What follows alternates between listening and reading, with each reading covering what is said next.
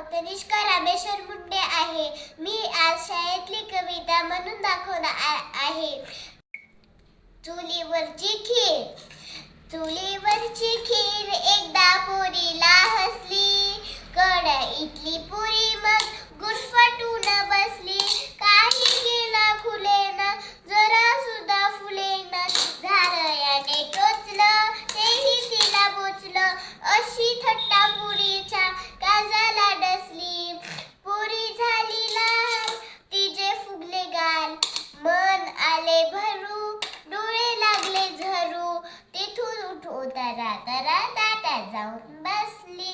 खीर थंड झाली, वाटीत बसून आली.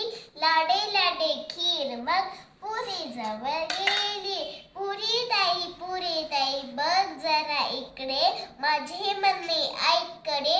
पण चार शब्द ऐकेल तर पुरी ती कसली. तिकडून ताई आली, तिने युक्ती केली. खिरीची आणि पुरीची खूप गट्टी झाली. तेव्हापासून त्यांची जोडी पक्की होऊन बसली.